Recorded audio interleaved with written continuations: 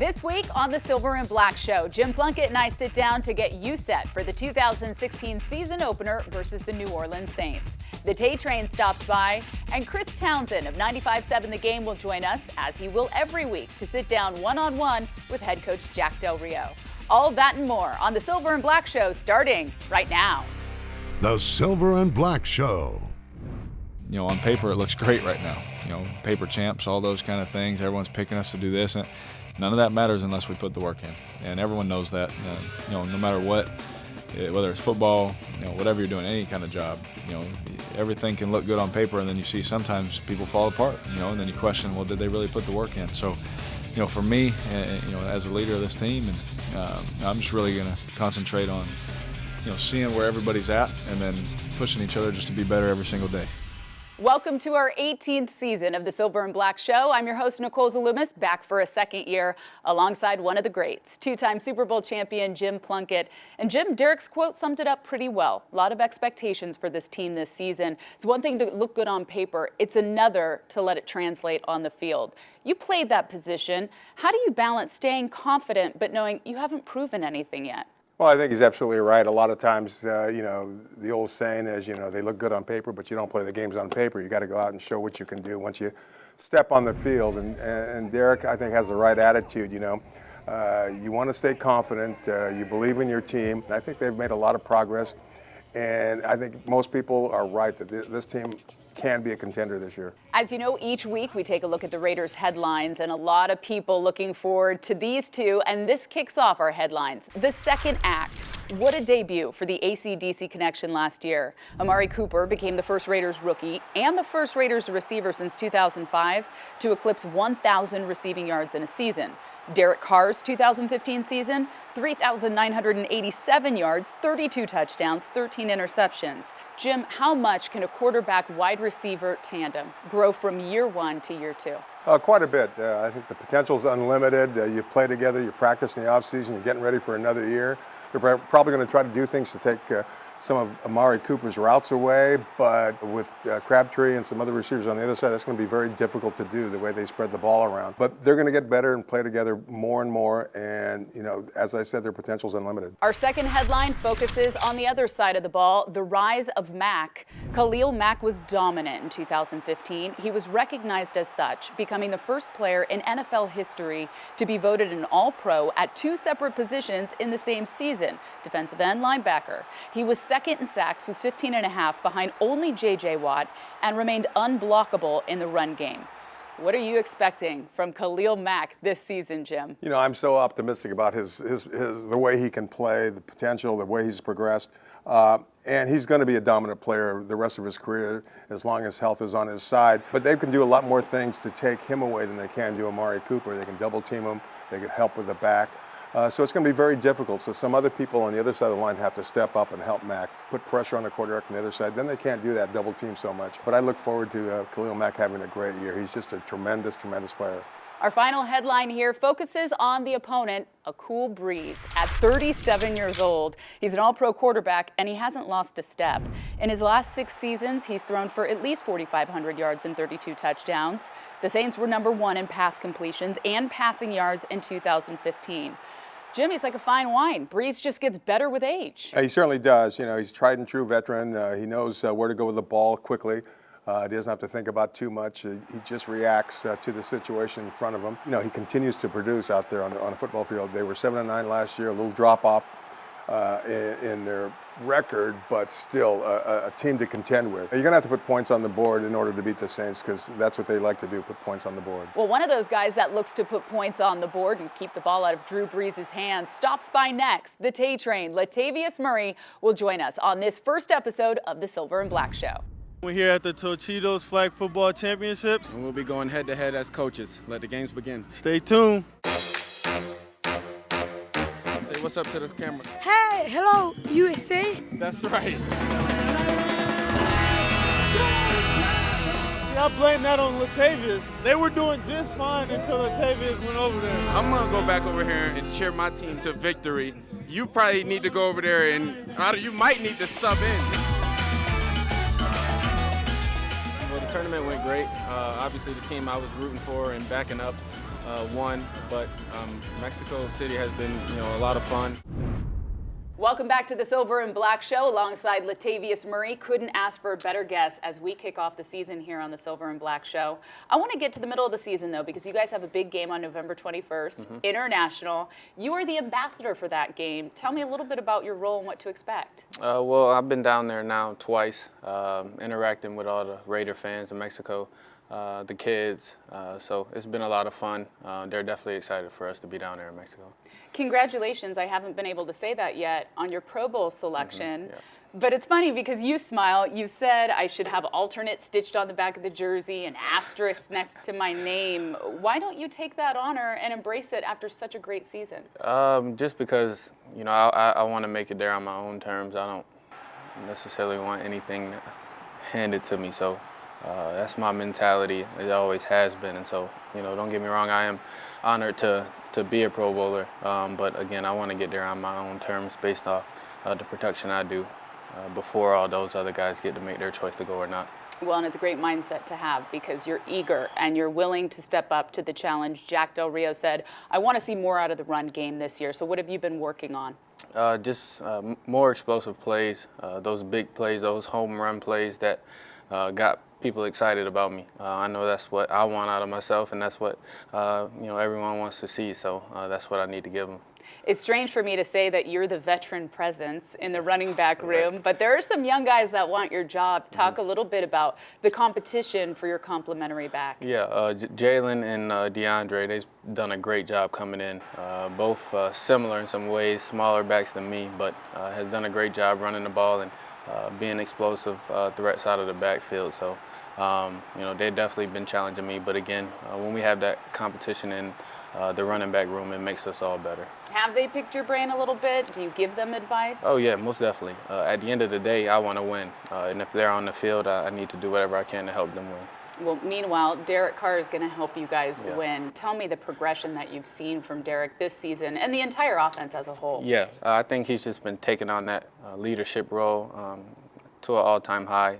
His confidence level is definitely where it needs to be. It always has been, but more so this year. We know what we're capable of doing and the talent we have on the offensive side of the ball. So I think he's definitely excited. Okay, so I don't know if you remember this from last year, but now we get to have a little bit of fun. It's the 5 questions.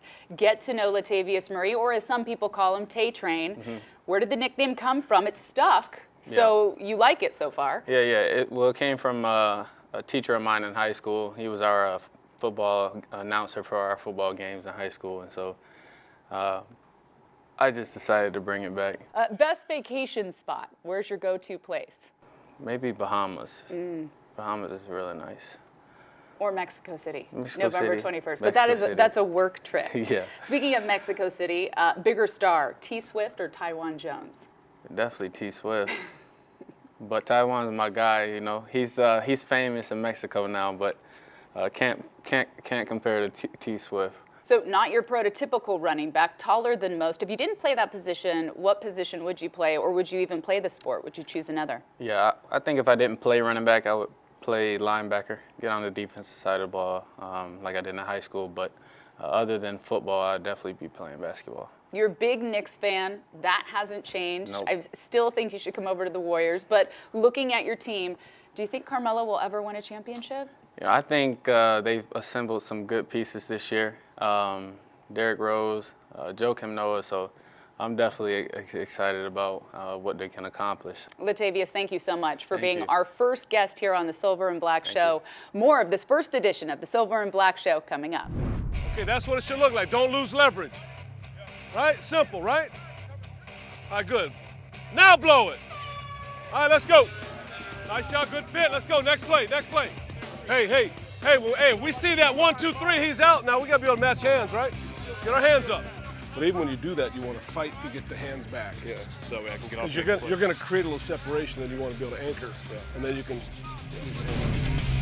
The story of this offseason has been increased expectations, and it takes a strong presence at the head coaching position to manage those. Jack Del Rio has taken control of this team and kept their focus on the ultimate goal, even creating a hashtag out of it, Return to Greatness. Chris Townsend sits down with head coach Jack Del Rio, as he will every week, to go one-on-one and talk about the ins and outs of the season. Here's Coach with Townie.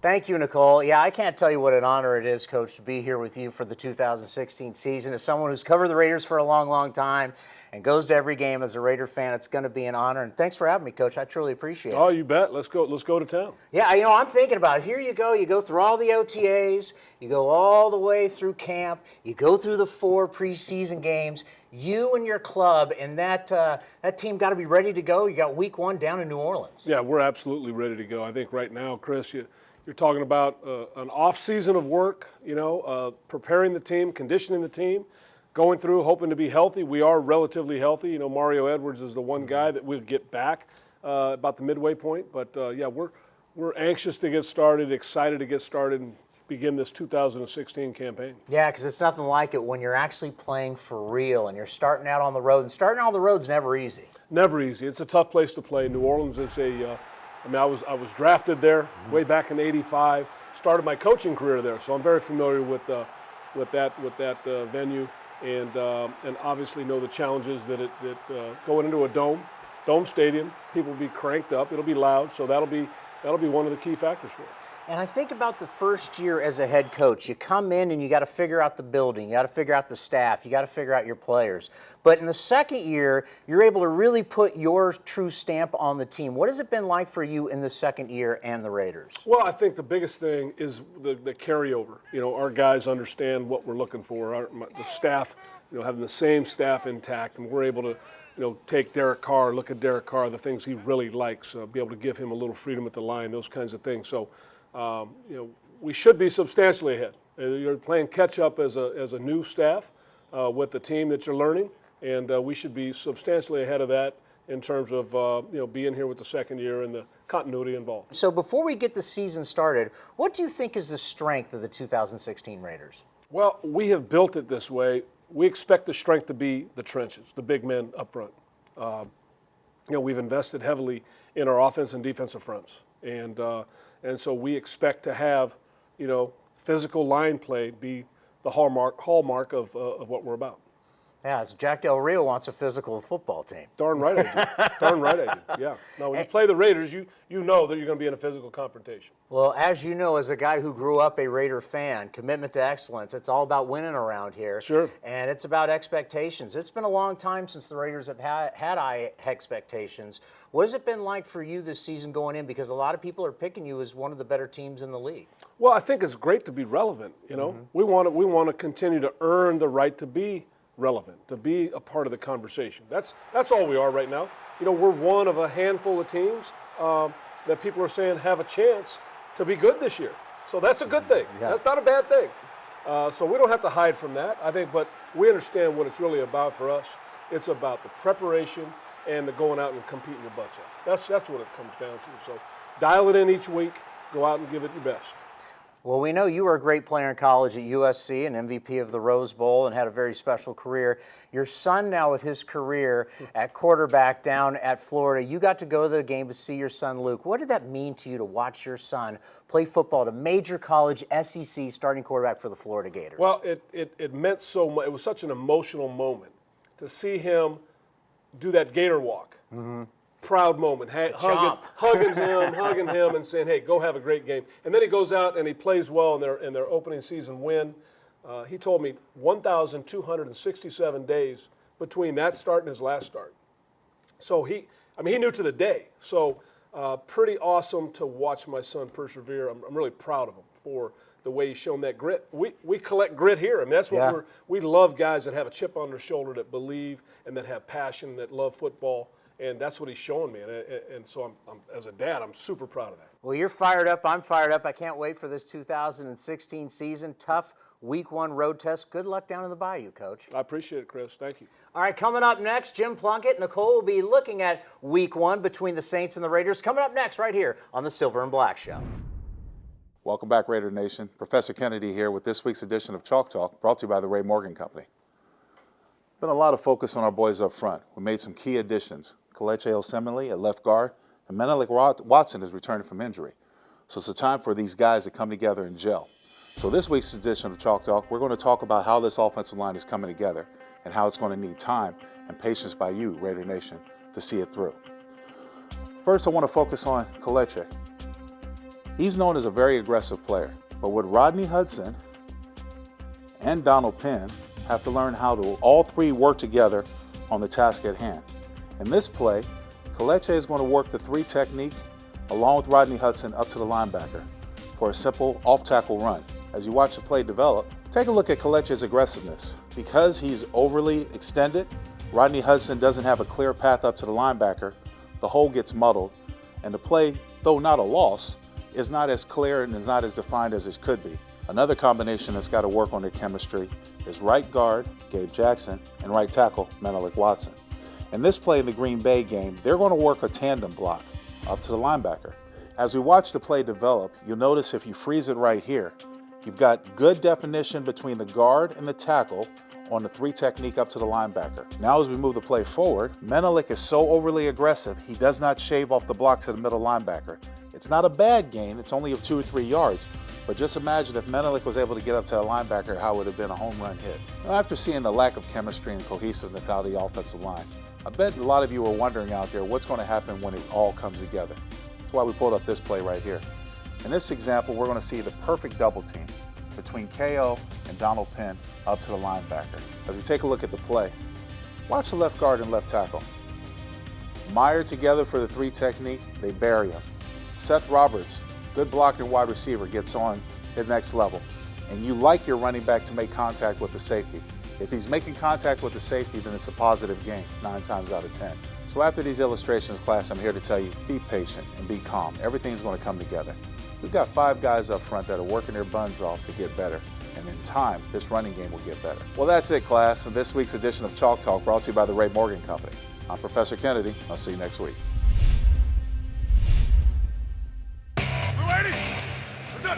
Washington, the lone setback, takes the give from Carr, and look at Washington showing some burst. Brendan Trawick blocked the punt right off the foot, and Nate Allen recovers it for a Raider touchdown. And Callahan's going to get sacked back on his 27-yard line. Khalil Mack gets his first sack of the preseason link as he comes flying around there. Carr from the shotgun on 2nd and 9. Here comes the blitz. Raiders pick it up easily. Carr, beautifully thrown pass. It is caught. Back in the end zone. Touchdown, Amari Cooper. Welcome back to the Silver and Black Show. What a preseason it was, but now we're getting to the games that count. They start the season on the road against a team that finished last season 7-9, but it's still Sean Payton and Drew Brees. Yeah, it certainly is. They're going to continue to put the ball in the air. That's their modus operandi. Their defense kind of had a little off year last year, so that didn't help too much. They put a lot of points on the board, but still 7-9. So we've got to find a way to stop that.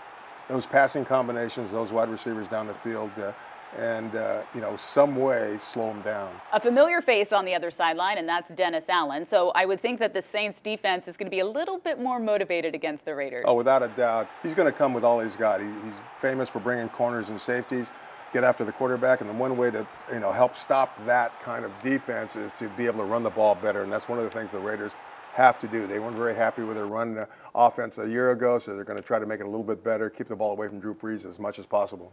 They are one of the most pass-happy teams in the league, but our secondary has improved. This will be a nice test for the Raiders' improved secondary. It certainly will be. We've got 3 proven veterans and 1 rookie back there in Carl Joseph. So, they're going to have their hands full. There's no doubt about it. But if they play well, if they cover those receivers closely, they can really be a big difference in this football game. Okay, so it's now time for the key to the win. Each and every week could be a key player. What's going to be the difference maker against the Saints? I still think it's putting pressure on the passer, whether Drew Brees or anybody else. He doesn't run as well as he used to. He stays in that pocket a little bit more. Although he's a cagey veteran, get to the quarterback. That way the defenders won't have to stay on the receivers as long, and I think that'll make a big difference in the ballgame. Jim, you never want to get ahead of yourself, but if you look at the first quarter of the season, the Raiders' opponents have a combined 23-41 record. So it's pretty important that the Raiders capitalize and get off to a fast start. Oh, it certainly is. It's always good to get off to a fast start. There's no doubt about it. But if they do stumble a little bit, even with the records of the other team, you can't put your head down. You got to keep going. You got to be confident you can turn this thing around. But hopefully they will get up to a good start. But if not, just work harder to improve the record as the season goes on. All right, looking forward to it. And you know what, Jim? That is a wrap on our first show of the regular season. The Raiders will bring it back home as they open up against the Falcons here. On behalf of Chris Townsend, Jim Plunkett, Jack Del Rio, and Latavius Murray, I'm Nicole Zalumis. Thanks for watching, and go Raiders.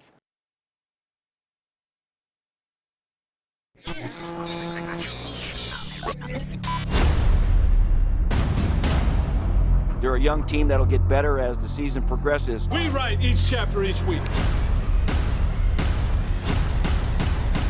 They're going to be a good football team.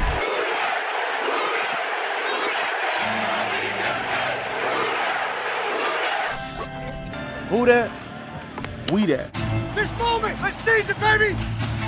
Let's go, man. Let's get something going. Let's join the party. Give it to them. Give it to them. They are a team on the rise. Silver and black are back. Raiders, Saints, let's get it on.